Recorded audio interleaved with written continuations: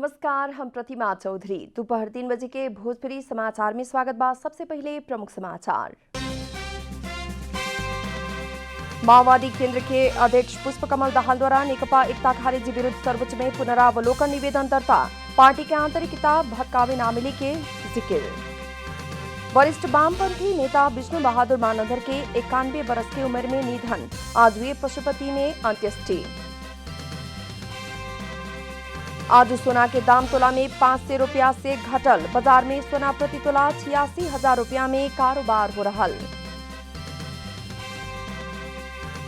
America में George फ्लोइड हत्या प्रकरण के अभियुक्त पूर्व पुलिस अधिकारी डेरेक शाविन विरुद्ध के सुनवाई जारी। आज दोसर का सुनवाई हो रहा। अफ्रीका कप ऑफ नेशन समूह चरण के खेल में इजिप्ट के जीत। कोमोरोस 4-0 से हारल।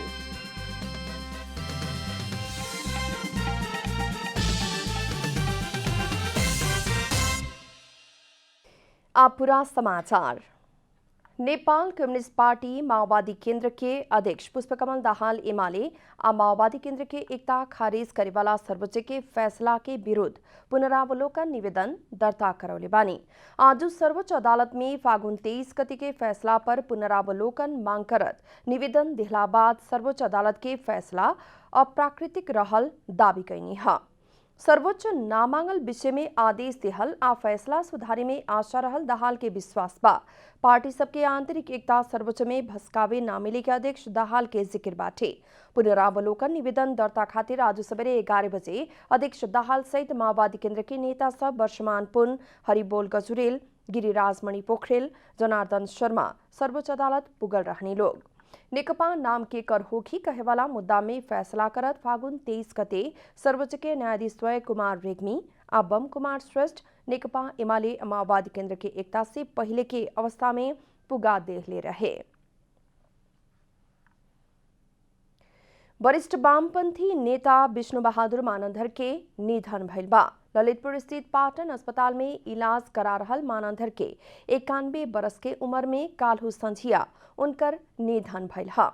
उनकर आजू पशुपति में अंत्येष्टि कैल गेल बा। विक्रम संवत 1989 में जन्मल मानंदर 29 वर्ष तक नेकपा समिति के महासचिव रहनी है। नेपाली कांग्रेस से राजनीति शुरू कैल मानंदर विक्रम संवत 2010 में कम्युनिस्ट पार्टी के सदस्यता ले रहने। मानंदर 2007 साल में अपने पिता से किसान के देहल कर्जा के तमसुक फाड़ के राजनीति शुरू कैले रहनी। उनकर एगो बेटा आ 3 गो बेटी बाटे लोग।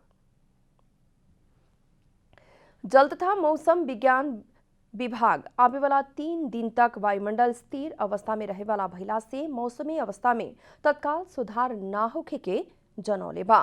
न्यून वर्षा होके वायुमंडल सूखा हो रहा अवस्था में देश के विभिन्न जगह में प्रदूषण भइल विभाग जानकारी दिले बा।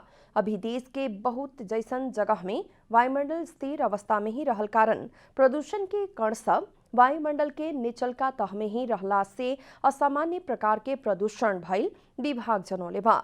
देश के ज्यादातर जिला के बहुते जगह के जंगल में लाग रहल आगी के चलते आकाश में प्रदूषण बढ़ल विभाग के प्रवक्ता सुमन कुमार रेग्मी द्वारा जारी विज्ञप्ति में उल्लेख बाटे। प्रदूषण के कारण आंख पड़पड़ाए के आश्वास प्रश्वास में समेत समस्या आवे के भइला से आवश्यक कार्यवाहिक घर बाहर ना निकले खातिर विभाग आग्रह कैले बा। हुमला के मुख्य यातायात के साधन के रूप में रहल हवाई सेवा 2 दिन से प्रभावित भइल बा। जिला के आकाश प्रदूषित भइला से सिमकोट विमानस्थल के हवाई सेवा 2 दिन से प्रभावित भइल हा। आज बीतल इतवार से ही नेपालगंज तथा सुर्खेत से होखे वाला सभी हवाई सेवा बंद भइल बा।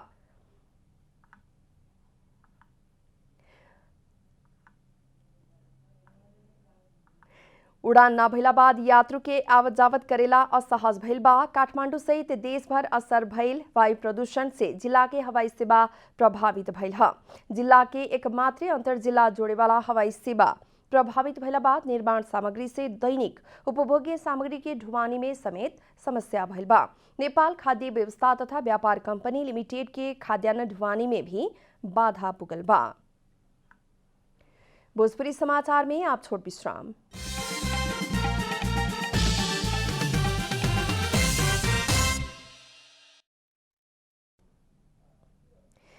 भोजपुरी समाचार में अब बाकी समाचार।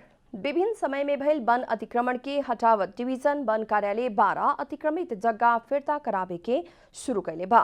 डिवीजन वन कार्यालय 12 करीब 300 हेक्टेयर अतिक्रमित वन के फेरू वन क्षेत्र कायम करावेला सफल भइल बा। राजनीतिक अस्थिरता और द्वंद्व के समय में बारा के विभिन्न स्थान में करीब 300 हेक्टेयर वन अतिक्रमित भइल डिवीजन वन कार्यालय 12 जनौले बा। डिवीजन वन कार्यालय 12 निजगढ़ नगरपालिका वार्ड नंबर 11 स्थित लाल, जीतपुर सिमरा उपमहानगरपालिका 22 स्थित चकरी, कोल्बी नगरपालिका के मधुवन में 5 और बोधवन करके करीब 300 हेक्टेयर वन क्षेत्र के अतिक्रमण हटा के फिर वन क्षेत्र कायम कैले बा। यो नेपाली सेनाले राष्ट्रिय गौरव फास्टेगको आयोजनामा कटान भएको रुखको क्षतिपूर्ति बापत जग्गा खोज्ने क्रममा हामीले चाहिँ स्थानीय तह, अरू साझेदारी वन, सामुदायिक वन लगायतका सरकारवालाहरूसँग समन्वय गरेर जिल्लाभरिमा करिब 300 हेक्टेयर जग्गा चाहिँ हामीले विगतमा चाहिँ अतिक्रमण भएर अन्य प्रयोजन भइरहेको जग्गाहरू चाहिँ हामीले फिर्ता गरेर ती जग्गाहरूमा हामीले तारबार समेत गरेर वृक्षारोपण गरिसकेको अवस्था छ नेपाली सेनाको सहयोगमा। अतिक्रमित वन क्षेत्र फिर्ता करावे खातिर समुदाय के अगुवा, स्थानीय तह के निर्वाचित जनप्रतिनिधि और विभिन्न सरकार वाला सबके छलफल और अंतक्रिया के बाद बल प्रयोग न करके वन फिर्ता करावे खातिर कार्यालय सफल भइल बा। हाम्रो प्रदेशको माननीय मन्त्री जितेन्द्र सोनल को उपस्थितिमा हामीले 20 हेक्टेयर वृक्षारोपण गऱ्यौँ। त्यो पनि अतिक्रमण जग्गा थियो, त्यसलाई चाहिँ हामीले हेरालु सहित राखेर अहिले चाहिँ राम्रो बनाएका छौँ। यसरी चाहिँ हामीले विभिन्न बहानामा अतिक्रमण भएको क्षेत्रहरूलाई खाली गराउँदै वन क्षेत्र कायम गर्ने अभियानमै लागिरहेछौँ।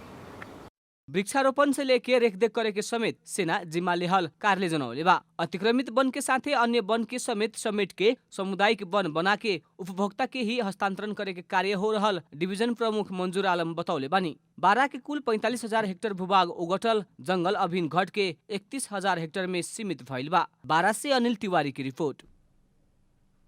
ललितपुर महानगर पालिका वार्ड नंबर 14 नखू में भी बर्ड फ्लू संक्रमण के पुष्टि कैले बा। स्थानीय किसान से पोसल हांस, लोकल मुर्गी आ बटई में बर्ड फ्लू संक्रमण के पुष्टि भइल कृषि तथा पशुपक्षी विकास मंत्रालय जनौले बा।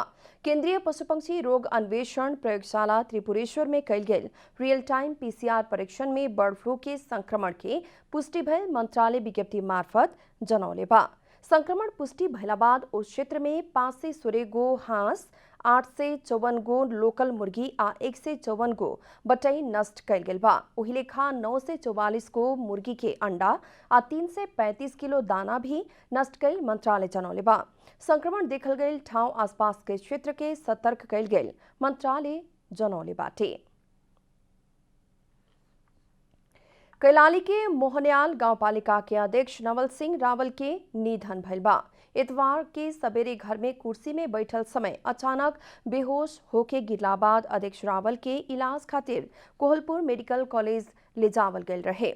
कोहलपुर में इलाज संभव न भइला बाद उनका के थप इलाज खातिर सोमवार के दोपहर काठमांडू ले आवल गए रहे। अध्यक्ष रावल के आज सवेरे इलाज के ही क्रम में अन्नपूर्णा न्यूरो अस्पताल में निधन भइल ह। रावल उच्च रक्तचाप से पीड़ित रहल पारिवारिक स्रोत जानकारी दिले बा। रावल नेकपा एमाले से गांवपालिका के अध्यक्ष में निर्वाचित भइल रहनी। अब आर्थिक समाचार। आर्थिक समाचार के साथ में अर्घाखाँची ओपीसी सिमेन्ट सबैभन्दा स्तरीय सिमेन्ट।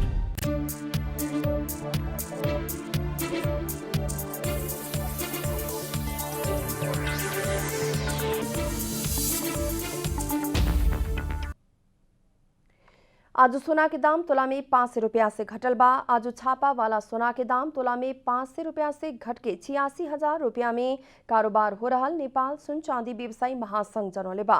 काल्हू छापा वाला सोना के दाम तोला के 86,500 रुपया रहे। तेजाबी सोना के दाम तोला में 500 रुपया से घट के 85,550 रुपया में कारोबार हो रहा बा।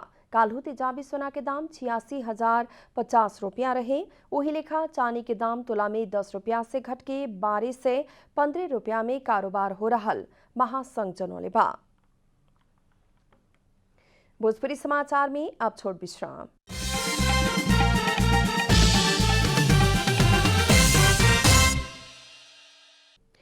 भोजपुरी समाचार में अब अंतर्राष्ट्रीय समाचार।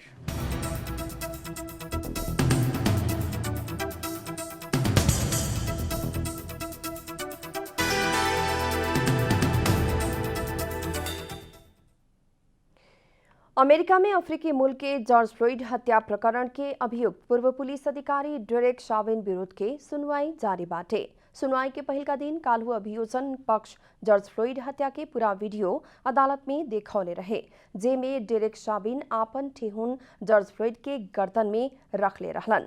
अभियोजन पक्ष प्रहरी अधिकारी अत्यधिक बल के प्रयोग कैला भी आरोप लगौले बा। अभियोजन पक्ष अदालत समक्ष डेरेक शाविन दोषी रहल कारण से उचित सजाय देवेला मांग कैले बा। वही लेखा डेरेक शाविन के प्रतिरक्षा में उपस्थित कानून व्यवसायी जॉर्ज फ्लोइड के स्वास्थ्य अवस्था कमजोर रहल आ ड्रग्स के सेवन कैला के कारण उनकर मृत्यु भइल दावी कैले बा। सुनवाई सामाजिक आ राजनीतिक आधार पर न होके प्रमाण के आधार में होके पड़े के मांग कैल गेल बा। आज दोसर का दिन के सुनवाई हो रहल बा। सुनवाई ओरायला करीब 4 हफ्ता समय लागे के अनुमान कैल गेल बा। आप खेलकूद समाचार।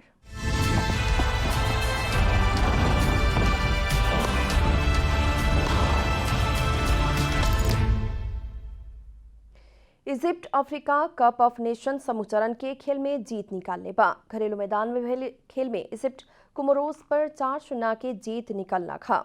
इजिप्ट खातिर मोहम्मद सलाह 2 गोल कैलन त मोहम्मद इलानी आ मोहम्मद शरीफ समान 1-1 गोल कैलन हा। जीत संग ही इजिप्ट समूह जी में 6 खेल से 12 अंक जोड़ के शीर्ष स्थान में बा। अपराजित इजिप्ट 3 जीत आ 3 बराबरी खेले बा। हार सहल कॉमोरोस 9 अंक जोड़ के दोसर का स्थान में बाटे। केन्या के 7 और टोगो के 2 अंक बाटे। यह समूह के दोसर का खेल में केन्या टोगो के 2-1 से हरौले बा। अंत में प्रमुख समाचार फिर एक बेर। माओवादी केंद्र के अध्यक्ष पुष्पकमल दाहाल द्वारा नेकपा एकता खारेजी विरुद्ध सर्वोच्च में पुनरावलोकन निवेदन दर्ता। पार्टी के आंतरिक एकता भस्कावे नामिली के जिक्र। वरिष्ठ वामपंथी नेता विष्णु बहादुर मानंदर के 91 वर्ष की उम्र में निधन।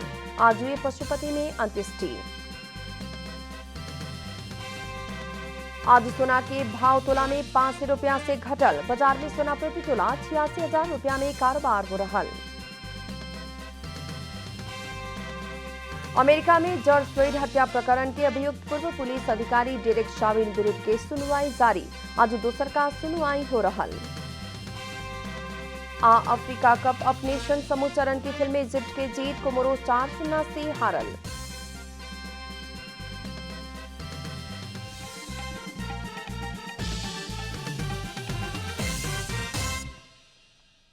एक साथ भोजपुरी समाचार अभी खातिर इतना ही। जनता द्वारा जनता खातिर प्रसारित जनता टेलीविजन के कार्यक्रम सब अपने यूट्यूब, ट्विटर, फेसबुक का हमने के वेबसाइट जनतासमाचार.com में भी पढ़ आ देख सकतानी लोग। सूचना में अपने के सहभागिता, समय में समाचार, हमने के प्रतिबद्धता। नमस्कार।